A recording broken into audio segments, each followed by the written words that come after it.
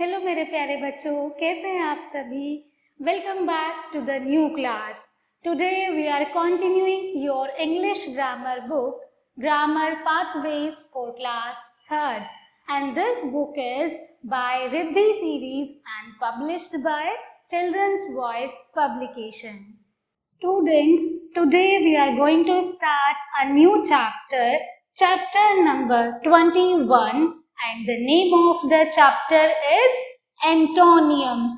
In the previous class, we have learned about synonyms और इस class में हम सीखेंगे एंटोनियम्स के बारे में कि एंटोनियम्स क्या होते हैं। An antonym is a word that is opposite in meaning to another. तो एंटोनियम्स क्या होते हैं बच्चों? आप कह सकते हैं जिन वर्ड्स के मीनिंग दूसरे वर्ड से अलग होते हैं।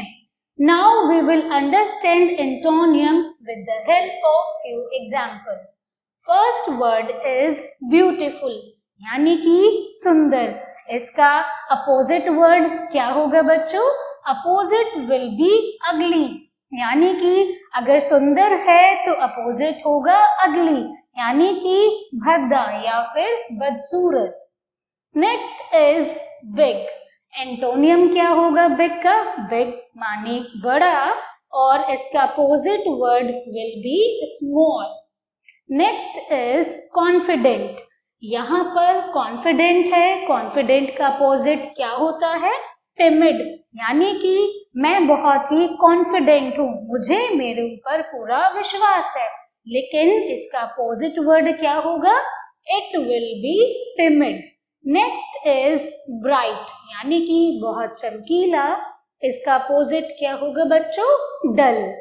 नेक्स्ट वी हैव बिजी, यानी कि व्यस्त। अगर कोई व्यस्त है तो अपोजिट क्या होगा? It will be idle. Next is clean, यानी कि साफ। So the opposite, or we all can say, its antonym will be dirty, यानी कि clean है but opposite will be dirty. Clever, यानी कि बहुत चालाक। चालाक का opposite क्या होगा? Foolish, यानी कि मूर्ख। Next is cooked, यानी कि खाना बहुत अच्छे से पका हुआ है, कुक्ड है। लेकिन वहीं पर एंटोनियम क्या हो जाएगा बच्चों? एंटोनियम होगा uncooked, or you all can say raw. I hope you all are getting what are antonyms. ऐसे शब्द जिनके मीनिंग एक दूसरे से अलग होते हैं। बिग है तो अपोजिट और एंटोनियम विल बी स्मॉल।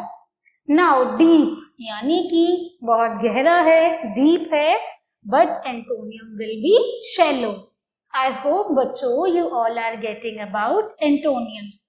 तो यहाँ पर आपको बहुत सारे वर्ड्स गिवन हैं और साथ ही में उनके एंटोनियम्स भी गिवन हैं। Now let's move ahead. Next is easy, यानी कि आसान। अगर कोई काम बच्चों आसान है तो कोई काम मुश्किल भी होगा। सो इजी वर्ड का antonym will be difficult. Next is fast, यानी कि तेज। आप बहुत फास्ट वॉक करते हैं लेकिन कुछ लोग बहुत स्लो वॉक करते हैं। सो फास्ट का antonym will be slow. Fertile, यानी कि उपजाऊ है। So antonym will be barren. Next is fresh. Fruits और वेजिटेबल्स बहुत फ्रेश हैं, लेकिन फ्रेश का अपोजिट क्या होगा? Stale. Next is full. The glass is full, लेकिन फुल है तो अपोजिट क्या हो जाएगा? It will be empty. Alright, we have giant, यानी कि बहुत ही विशाल, शक्तिशाली। सो जाइंट का एंटोनियम क्या होगा बच्चों? जाइंट का एंटोनियम होगा dwarf. Next we have absent, यानी कि जब आप क्लास में एब्सेंट होते हो लेकिन कुछ बच्चे क्या होते हैं? प्रेजेंट होते हैं। Absent antonym will be present. Alive, यानी कि जिंदा। Alive opposite will be dead. I hope you all are getting these words. आप सभी को बच्चों क्या करना है? इन सभी को अपनी नोटबुक में नोट करना है और इन सभी वर्ड्स को याद करना है। We have backward, opposite and antonym will be forward. Now happy यानी कि खुश, so antonym will be sad or you all can say unhappy. Happy antonym is sad, but sad की जगह पर आप unhappy भी लिख सकते हैं. Then we have hard यानी कि बहुत कठिन, तो opposite क्या होगा? Soft. Next is हाई, बहुत ही हाई फीवर है, हाई है, सो opposite will B low. Next hot, गरम, हॉट माने क्या होता है बच्चों? गरम होता है, सो अपोजिट क्या हो जाएगा? कोल्ड. नेक्स्ट इज ओपन, यहाँ पर अगर ओपन है तो ओपन का close. Alright. Next we have present will be absent.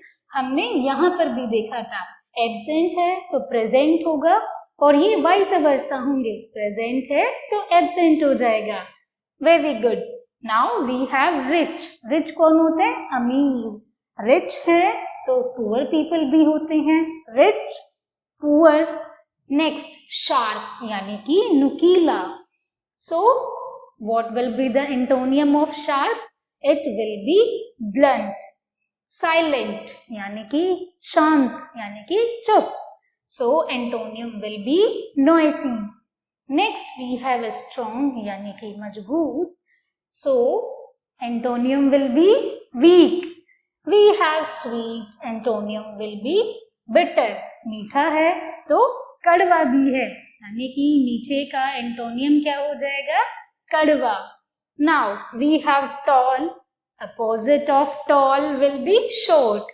यानी कि ऐसे शब्द जिनके अर्थ एक दूसरे से अपोजिट होते हैं. We have thin, so opposite of thin will be fat, यानी कि पतला और मोटा. So young यानी कि जवान, तो young का अपोजिट क्या हो जाएगा? बूढ़ा. उसके बाद written यानी कि लिखा हुआ, क्योंकि आपके क्लासेस में written टेस्ट होते हैं, लेकिन written का अपोजिट यानी कि एंटोनियम क्या होगा? ओरल होगा. So I hope you all have understood about antonyms. Antonyms बच्चों ऐसे शब्द होते हैं जिनके मीनिंग एक दूसरे से अपोजिट होते हैं. Alright, so I hope you all have enjoyed this class. That's all for today's class. I hope students you all have enjoyed the class. Thank you so much for watching and learning with me. I will see you all in the next class.